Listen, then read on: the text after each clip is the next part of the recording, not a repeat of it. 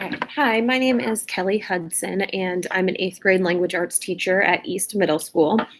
And today I'm just going to talk a little bit about setting norms in a concurrent classroom and how I've been able to teach my in-person students while teaching a group that are at home online at the same time.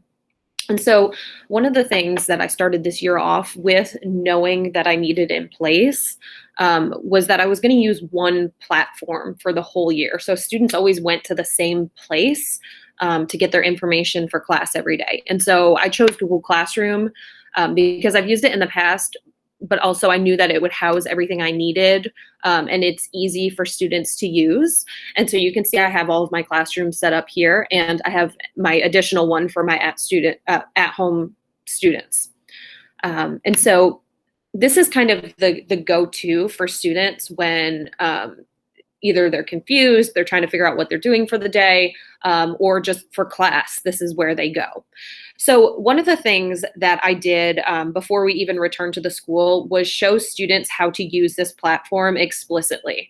I know a lot of them have used it in the past, but I always assume that they don't know how to use it and then I need to teach them, just so that in the long run, everybody is using it efficiently and I'm not having to have a lot of one-on-one conversations and teaching students how to use it individually.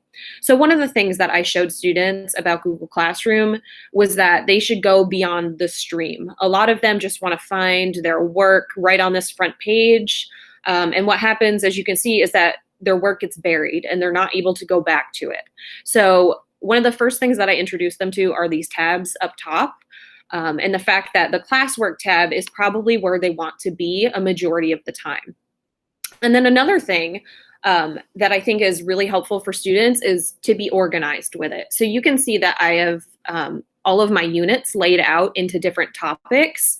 So you just create a topic, and this organizes it for students so that if they need to go back to something, they know where to find it. So, the lit work is something that's ongoing. It's every week. So that one's always at the top. And then the next unit that we're about to start next week is literary nonfiction. So they see it there, they know it's coming. And then the unit that we're in right now is investigative journalism. And so everything we've done for this whole unit is under this topic, and they can go back to it and they can find it easily. And I think this is the most important part, and this is what keeps my classes concurrent, is that I upload a slideshow for them every single day for what we're doing. It's actually the same slideshow for the entire unit. So all they have to do is click on it, and they can easily follow along from home. So here's an example. This is what we're doing today. So I always put the slides for the day at the top, and if they need to go back to something, it's just below it. So when my students log in for the at-home students and the at-school students for that one class where I teach them all, they go to here, and this is how we start the class. They know to start with the bell ringer. They know that when I get on that live call, the expectation is that they're doing the bell ringer, that they're jotting notes in their notebook. One of the things that I think is important also is being predictable and following the same structure.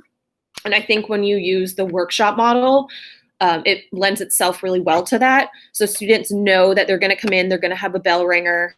We're going to go over the learning target. There will be some sort of mini lesson, and then there will be a composing time and some sort of reflection at the end.